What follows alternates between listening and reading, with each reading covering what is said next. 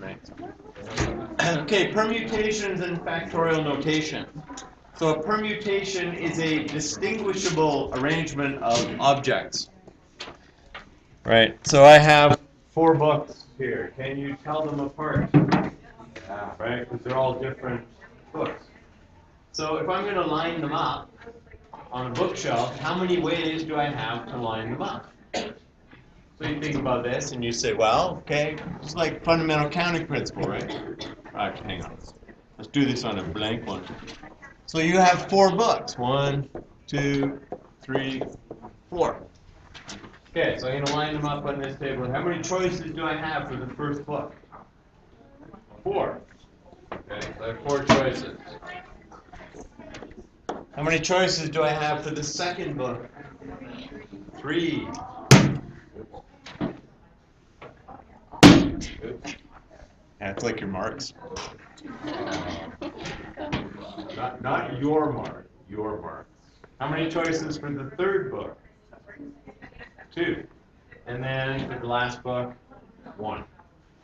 So this kind of idea happens a lot, right? If we're arranging objects, if we have a set of objects.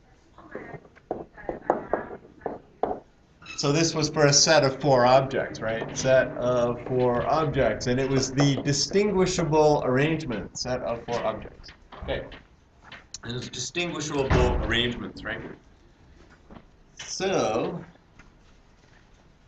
let's go back here. So here's the definition. Permutation and arrangement of distinguishable objects, right? So we have to be able to tell them apart. Because there are permutations where maybe 2 of the things are the same, right? But that's another lesson. In a definite order, for example, the objects A and B have 2 permutations, right? AB and BA. Okay? So it's an arrangement, but it's distinct. So I can tell AB apart from BA. So if we're arranging letters in a word, right, then we would get different words if we arrange the letters differently, right? Or a combination or an arrangement of letters that didn't make any sense but wasn't a word. Or if we figure out the arrangement. So for this one, Naomi volunteers after school at daycare center in Whitehorse, Yukon. Each afternoon around 4 p.m., she lines up her group of children at the fountain to get a drink of water. How many different arrangements of children can Naomi create if there are 6 children in her group? Okay, so solving a counting problem where order matters, right? We could just use the fundamental counting principle. We can list the 6 positions and say, okay, how many choices for the first kid? And then,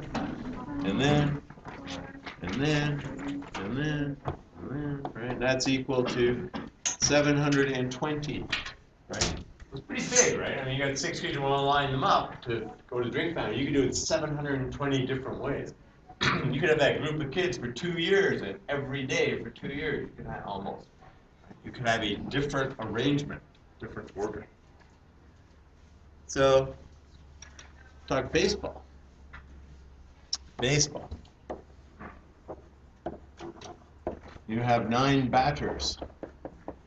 Oh, I was going to ask how many, but every time I do, it's like nobody knows the game of baseball. How many people bat in baseball? I don't watch baseball. Anyway, baseball. Yeah, what's baseball? You Blue Jays got how many batters? Okay, so there are 9 players. Now, I don't know. I just like the hat. It had a bird on it, and it's pretty. It's got nice colors. It matches my eye. But anyway, so we have 9 players that are going to come to bat right now. Before the game, the manager has to submit to the umpire his batting order, which is the order in which the players are going to hit. So how many different batting orders are there? How would we figure it out? Say each blank is going to be a batter. 1, 2. So how many choices do I have for the first player? The batter is going to hit first. And then.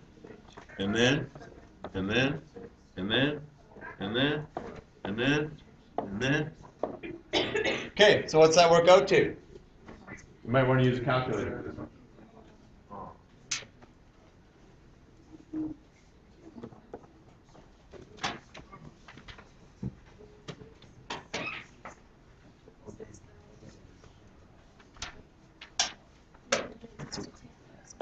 $362,000.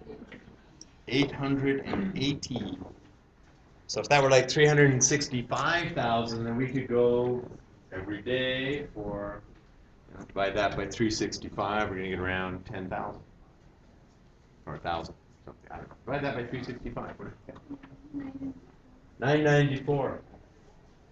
Okay, so 994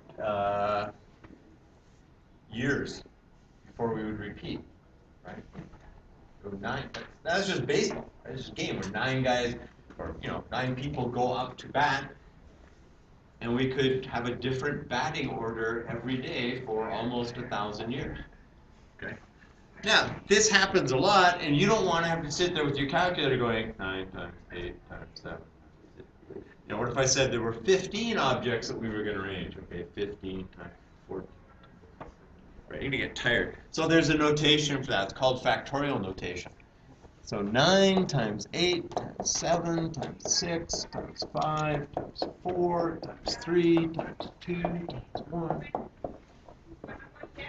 is equal to 9, and that's factorial. Okay, and there's a key on your calculator that does factorial for you. So let me just dig that. Functions you're about to see will be useful in this unit and the next unit. You'll be using it for the next few days, weeks, actually months, at least 2 months, right? And it's over. So you go 9, well, okay, that's clear. So you go 9, it's under the math menu, and it's under prob, PRB, which most of you it'll be PRB, and that's, for most of you, it's on the extreme right, so just one left arrow will get you there. And then there it is, number 4. Okay, it's the exclamation mark. So then I just hit a 4, so I have 9, and that factorial thing, and I hit enter, 362,880, right? How many keys you didn't have to hit? The 8 times 7 times 6 times 5, right? You saved hitting about 16 keys just by being able to go 9, followed by an exclamation mark. PRB. PRB. So it's easiest to do a left arrow, because PRB, for most of you, only have 4 things in the top menu. Right? So you have math menu, and most of you have like math, num, complex, and PRB or something. So just a left arrow over to probability. And we're going to be using this, just these 3, 2, 3, and 4. Okay, but we will use them a bunch. Okay, so 9 factorial. So it's a shorthand notation, right? Because this happens a lot, we're going to arrange n different objects.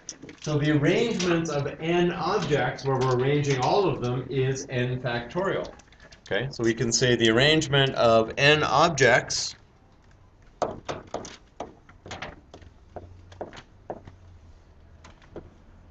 or let's do this, the number of distinguishable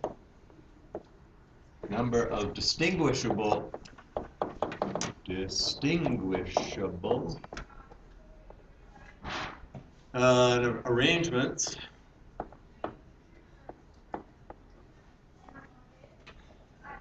of n objects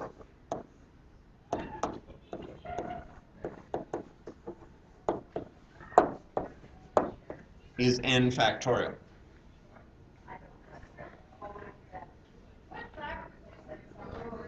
And so the definition for n factorial, what is this n factorial? It says, so we're doing 9 factorial, we did 9. So in this case, we're doing n factorial, we're going to do n. We did 9 times 8, so we went down by 1. So we're going to go n times n minus 1. We went 9 times 8 times 7 times 6, so we're going to go down by 2. If this is 9, 9 minus 1 is 8. 7. And we keep going, and then at the end, we did times 6, times 5, times 4, times 3, times 2, times 1. So it always ends with 1, right? So it's from n. It's the product of all the numbers from n down to 1. Okay, now, being as we're arranging n objects, n has to be a natural number, right? Actually, it could be a whole number. You can arrange 0 objects, but we won't get too much into that. But it can't be an integer. You can't arrange -3 objects. You can't arrange half of an object, right? You can arrange a whole number of objects, right? So 1 object, 2, 3, 4, 5, 6, 7, 8, 9, like the batter, 362,880 ways. So this is how we do n factorial. Okay, switching back. Right, so we got the 720, and then if we hop forward here, just showing the same thing, right? 6 times 5 times 4 times 3 times 2 times 1, which is 6 factorial. So we've introduced that, the factorial notation. They're talking about it here. Simpler form, factorial notation, defined down here, right? But I did it for you better, right? 720, so we got that. Why did he multiply the number of possibilities? Think of it as an and, right? I need the first student, and then the second student, and then the third, and with and we multiply. Okay. Why did the factors decrease by 1 each time? Because we've dealt with one of the objects, right? We have one fewer object in the set. So I have those 9 potential players who are going to bat, and I take one away, then there are 8. Put another guy's name down, then there are 7, and then 6 and 5 and 4. So what if we were back to baseball for a moment? Back to baseball for a moment. So generally speaking, if you are in the National League, where the pitcher hits, where do they hit? Which position? Anyone? Where's the last chess question? Hey, what was the question? Okay, so in the National League, the pitchers go to bat, right? Yeah. They take bat. Where do they end up in the lineup? So are they the first batter? They're last. They're last. Oh, right? Yeah. I just took a flyer. That was right. Generally, they bat because pitchers generally are not very good hitters, right? In the American League, they have what's called the designated hitter. So the pitcher just sits on the bench or whatever, and somebody goes in and hits for him. Okay, but in National League, so that's why when you see in the World Series, which is the big championship for baseball in October, if it's in a National League park, they play National League rules, and the pitcher has to bat. So you could have a pitcher who's never hit all year having to go up and bat. So that's usually they end up last, right? It's like, okay. So if the pitcher bats last, then how many orders are there? How many batting orders are there?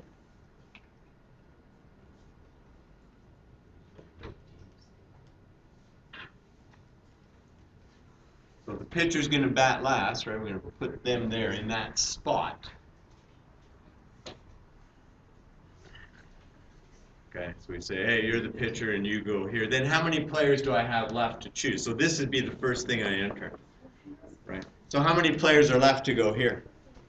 8, and then 7, 6, 5, 4, 3, 2, 1, and then that one, right? But this is the one we had to deal with first. That was the restriction. Restriction was this guy's got to hit first. So I got to put the pitcher here. Now I have 8 players left to be first, and then 7, 6, 5, 4, 3, 2, 1, and then 1.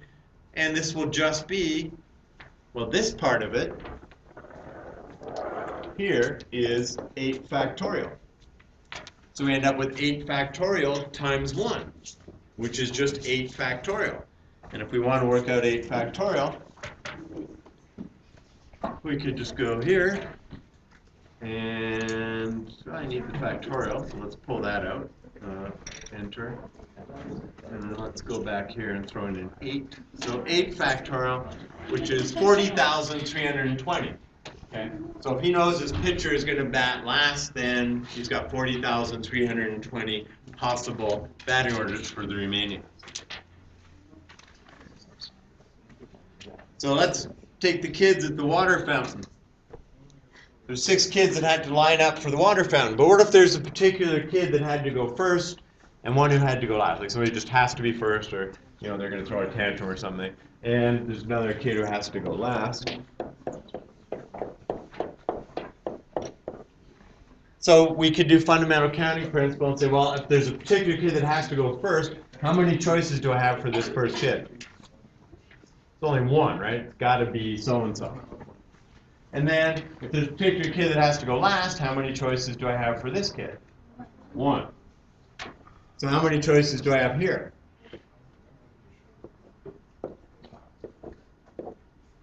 Okay, so then there would be, instead of 720 possible ways of lining them up, there would be 4 times 3 times 2 times 1, or 24 ways. Okay.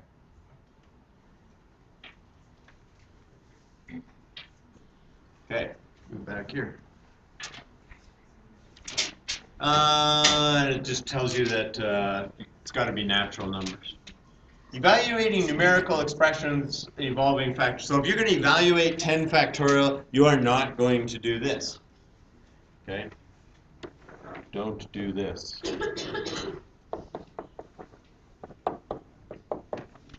Okay, instead do this.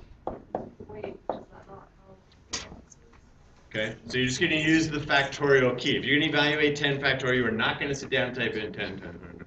Okay, you're just going to go 10 over to PRB, 4, enter, boom, like 3 keystrokes, 3 or 4 keystrokes instead of however many keystrokes that would take. So what if we want to do 12 factorial over 9 factorial, 3 factorial? Okay. Well, before we do that, let's just look at factorial again. So let's say I do want to do 10 factorial. So the definition is 10 times 9 times 8 times 7 times 6 times 5, right? So you go 10 times 9. Okay, this is too much work. I'm just going to stop here. Right, so think about it. So I just said that 10 factorial is just 10 times 9 factorial. Well, no, forget the players now. They're gone. They're on the bench. Game is over. They've gone home. Okay. Did they win? Who knows? Was it the Blue Jays? Yeah. Or, well, okay. So what if I want to? What if I'm not so tired? I can 9 times 8. I got tired again. And it equals the same thing.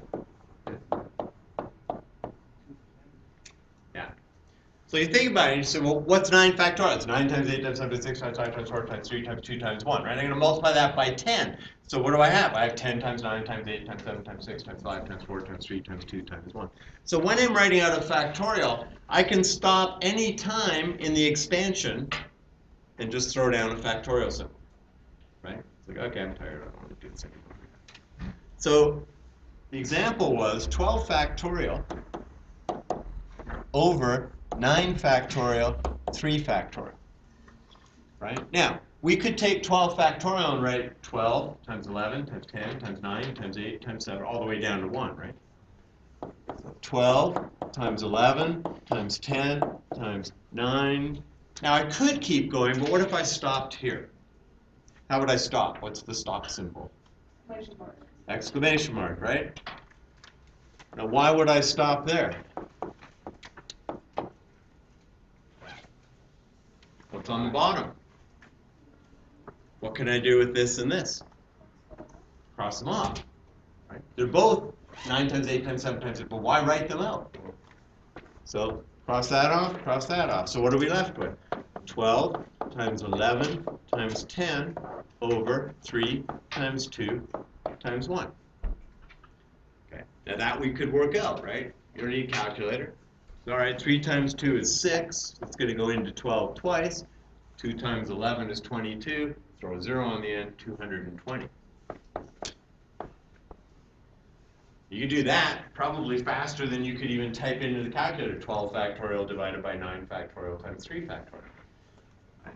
You can expand it out. Now let's just go back to,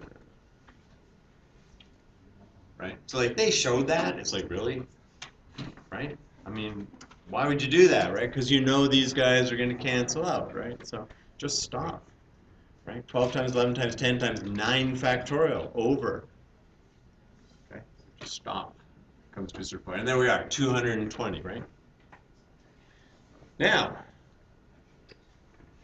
you might say, well, it doesn't really matter, right? If I've got to calculate, well, here, let's do another couple. What's 8 factorial over 5 factorial? Okay, and we're not going to use our calculators. How could I do this, right? Well, you're going to start with the larger one. 8 is larger, right? So I'm going to go 8 times 7 times, what's next? What's next? Now what? Stop, right? Done, stop. Why do you stop there? Because I've got a 5 factorial on the bottom.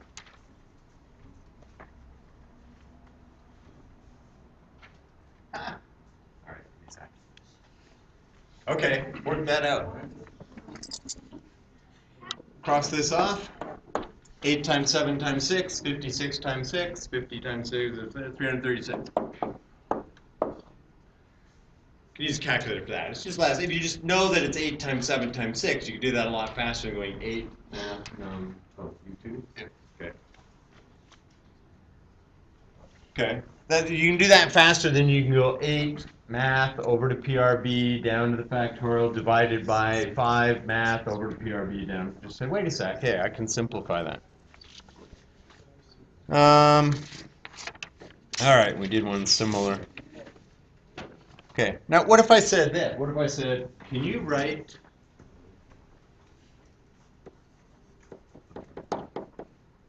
11 times 10 times 9 in factorial notation?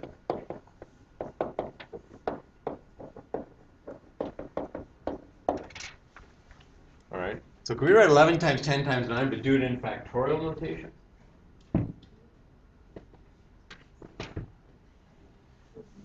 Well, probably. You wouldn't have asked if you could. Right? No, you can't. All right, so 11 times 10 times 9. What's that the start of? It's the start of 11 factorial.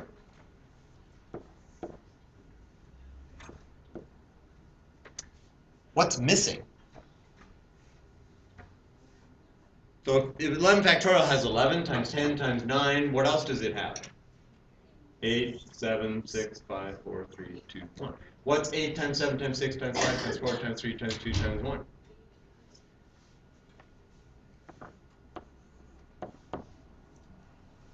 So what's that equal to? 11 times 10 times 9. Okay.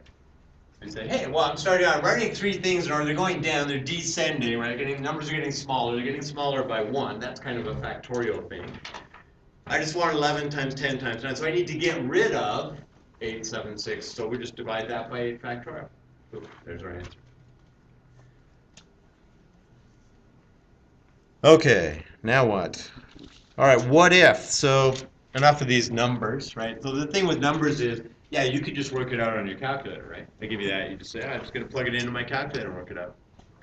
So what if I have something like this, n factorial divided by n minus 1 factorial, right? And you say, evaluate this, right? Or this is equivalent to, in nice little multiple choice questions, equivalent to n minus 1 factorial, it's equivalent to 2, it's equivalent to n, it's equivalent to n minus 1. How do you figure it out? So what does n factorial say? So we go back to definition. N factorial is n, and what do we multiply by? The next lowest number, right, which is what? Now, should I keep going? N minus 2, n minus 3? No, I should stop. What do I do when I stop? An exclamation mark then. Why stop there? That's what's down there. What's it equal to? N. So n factorial over n minus 1 factorial is equivalent to n. Right? Now, I mean, you could always try, if you got stuck, you could sit there on your calculator. Well, what if I make n 10 and this is 9? What's 10 factorial divided by 9 factorial? You'd see a 10. What if n was 12? What's 12 factorial divided by 11? You see a 12, right? And you figure, oh, okay, so it's probably just n. What if we had n plus 4 factorial divided by n plus 2 factorial? All right, so now we have the idea that we should start expanding something until we get to a term which is equivalent to either what's on the top or the bottom, and then stop. So what's bigger, n plus 4 or n plus 2? N plus 4. Okay, so we want to expand that. So what do? We go n plus 4 times, what's next? N plus 3, right? We're going to go down by 1. So should I stop here? N plus 3? Done. No? Okay. What's next? Should I stop here? Yes. Why? Because that's the expression I have on the bottom, n plus 2 factorial. Those guys cross off, and I get n plus 4 times n plus 3. Could expand that, n squared plus 7n plus 12. I don't really understand why you put n plus 3 back. So the definition of factorial is, so just think of, if n is 5, 5 plus 4 is 9, right? Okay, and then if I'm doing 9 factorial, I gotta go 9 times 8. Okay, well if n is 5, how do I get 8? I gotta go n plus 3. Right, I have to go down by 1. Okay, so if you're thinking, so I'm adding 4 to something to get something, I want to go down by 1, then I should add only 3. I want to go down by 1, then let's just add 2. Okay, then if I kept this going, it would be n plus 1, and then n minus 1, and then n minus 2, right? Just make sure that each bracket, right? And if you're not sure, just throw a number in there. Say, well, okay, if that's 6, then this will be 10, and this will be 9, and this will be 8, and this will be 8. Okay, so you can throw a real number in there and just say, okay, what if n is 7? What have I got there? You know, if n is 7, I've got 11 factorial over 9 factorial, right? You could kind of solve that and then say, oh, right, but I'm just going to do it with n's instead of 7s, and then here's my expansion. Let's do one of these, n minus 1.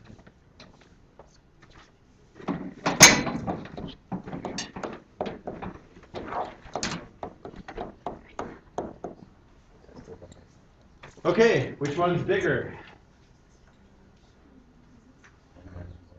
N minus, just throw a number in there, right? You could say, right, n is 10. 10 minus 5 is 5. 10 minus 4 is 6. I think 6 is bigger, so then n minus 4 is bigger. So that's the one I'm going to expand. So I'm going to go n minus 4. What's the number that's 1 lower than n minus 4? N minus 3. Well, think about it. Is that lower or is that higher? Okay, if n is 10. So 10 minus 4 is 6. 10 minus 3 is 7. So that's going the wrong way. So n minus 4, what's the next? N minus 5, right? So we want to make a number lower. If I'm subtracting, so I'm adding to the number, I just add smaller numbers, right? Go 4, 3, 2, 1. If I'm subtracting, then I got to subtract larger numbers. Okay, n minus 5. What's the next lowest number? 6.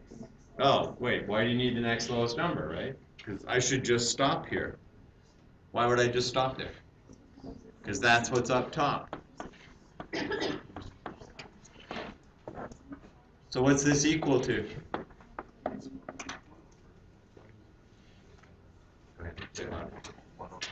One over n minus 4. Here, this is the mistake you're going to make on the quiz. So when you cancel, they don't just disappear, right? They are replaced. Canceling is really just saying, I'm dividing this by itself, and that's going to leave me with a 1 and a 1, and the 1 is up top, so it's 1 over n minus 4. Okay. There you go. Remember that. When you get that quiz back, there's a big X through what you wrote. It was supposed to be, right, 1 over. Oh, there's a 1 there. 1 over that, right? Very good on a multiple choice kind of question, right? Because n minus 4, you're just going to see n minus 4, boom, you choose that, and ignore the fact that, wait, it's 1 over n minus 4. Okay? So sometimes the answers in a multiple choice are really easy, like, and you can look at it and go, it can't be that easy. And yeah, it is. Okay? But sometimes there is a little bit more going on. Okay, something else we can do with this. We can solve an equation like this. So what if I had n plus 2 factorial divided by n factorial equals 42? And I wanted to solve this, and I have to do it algebraically, right? Now, how can they do that on the diploma? All they can do is show you a solution, right? So-and-so went to solve this. Here's their solution. Where did they make their mistake? Right, like that's it. They can't say you need to write this out because you can't write anything out on the diploma. However, I can give you this question on the test, right? So write it out. So where do we start? So what's bigger, n plus 2 or n? N plus 2. Good. I hope that one's obvious to everybody. Okay, so we're going to start expanding n plus 2 factorial, right? Until we get down to n, and then we're going to stop, and then we can cancel it. And, okay, so let's give that a shot. So what's n plus 2 factorial? N plus 2, what's next? N plus 1, what's next? And keep going or stop.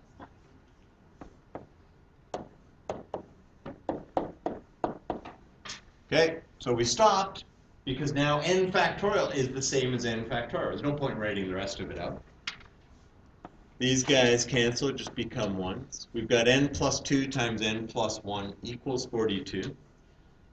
Okay, so we do a little bit. You got to FOIL this out. So you're going to get n squared plus 3n plus 2 is equal to 42. In order to solve this, you're going to make it equal to 0. It's quadratic, right? Did a ton of quadratics last year.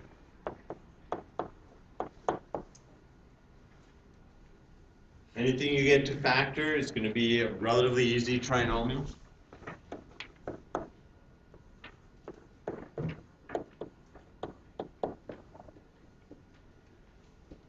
It's going to lead us to 2 solutions, right? N could be -8,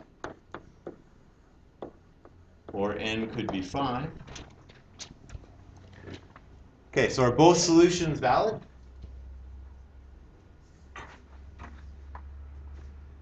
Remember, factorial is an arrangement of objects. How many ways can you arrange -8 objects? You can't arrange negative objects, right? So the n value has to be greater than or equal to 0. So you can cross this off. Say, hey, you can't do that. Oh, it's a 2. Okay. So n is equal to 5. So if we try that, we would then be going, what's 7 factorial divided by 5 factorial?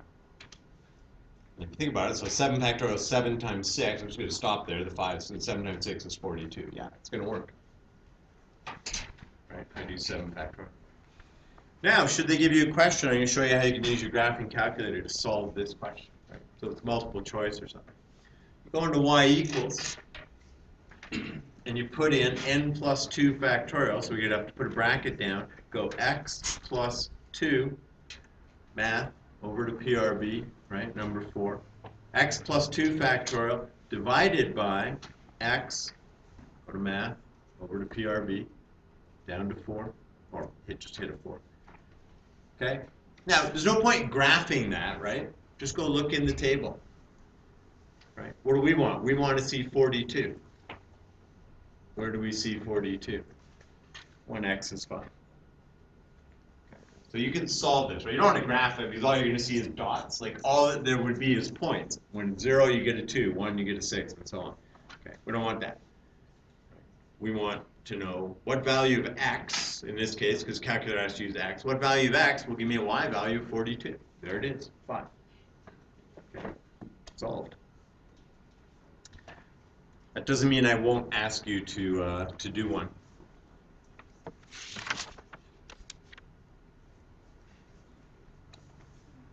Okay, so they run through some stuff here. I don't like the way they do it, but whatever. I mean, you can look through it. So there's nothing wrong with it. It's just kind of like, why would you write this? Right? Like, you write this. This is what you write. You don't do that. Don't worry about that. That's solving, so we just solved one like that, right? Very similar. Okay, same deal. Can't have a negative. So before we do the key ideas, one last thing. How many ways can we arrange the letters A, B, C? Oh, let's make it more exciting than that. How many ways can we arrange the letters C-A-T? I know it's not Tuesday, but let's go bring the cat in. So how many ways can we arrange the letters C, A, T? It's not rhetorical. Figure it out. How many ways?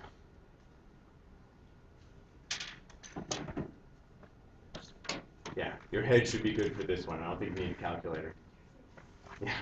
You didn't honestly type 3 times 2 times 1, did you? No. No, I did 3 factorial. You shouldn't need to use your calculator to do 1 factorial, 2 factorial, or 3 factorial. But whatever, right? What are those arrangements? So give me the 6 ways. No, I want them all. So if I had to do them, here's how we do it, right? Just go alphabetical order, right? Like, because you need to start, you could just randomly start throwing them down, then you got to sit there and look and say, well, I know there's 6 of them, and I've got 4. What am I missing? So instead, just say, all right, look, start with an A, C, T, alphabetical. Keep the A in front. Reverse these 2 guys, right? Okay, A is done. We can't have A in front anymore. C, keep these alphabetical. Start with a T. And then we have these 6 different arrangements, 2 of which are words, the other of which are probably acronyms. I mean, I'll bet you if you Googled ATC, you'd find something for it, right? There's some organization named that, or CTA, TAC, TCA, right? But they're distinguishable arrangements, right? How do we get how many there are? 3 factorial. I say it's letter C, A, T. You say 3 factorial, which is 6. There are 6 arrangements. And we can list them, right? We could have done a tree diagram too, right? You said your first letter is A, or it's C, or it's T. If it's an A, then you got a C or a T. If it's C, you go A and then T. And if it's T, you go A and then C. If it was an A and a C, then you got a T. Here you got a C. Here you got a T. Here you got an A and a C and a T. And you follow each branch, right? A, C, T, A, T, C, C, A, T, C, T, A, T, A, C, T, C. TCA. Okay. So you could use a tree diagram to generate. Yep. Sure. Fundamental counting principle, I have 3 choices for my first letter, then 2 choices, then 1, 3 times 2 times 1. Right? So permutations and the fundamental counting principle are pretty much the same thing, right? As long as we're taking all of it, right? As long as we're doing everything, right? All the letters or all the So how many ways can we arrange Henry? How many arrangements of the letters in the word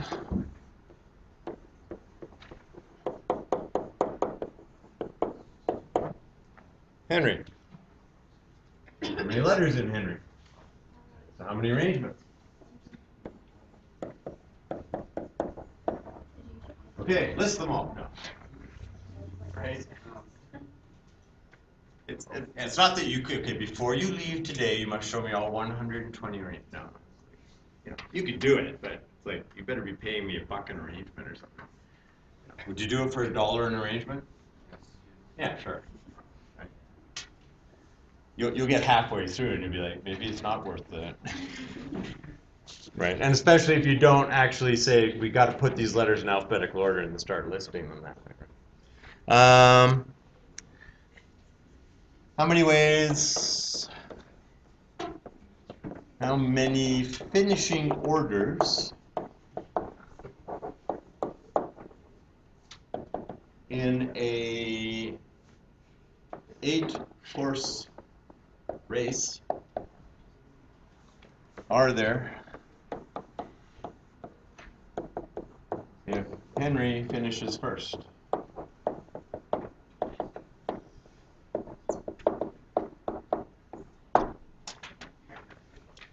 So we're in an 8-horse race and Henry's going to finish first. So how many ways are there of arranging? How many different finishing orders are there? 7 factorial, which of course we all know is 50/40.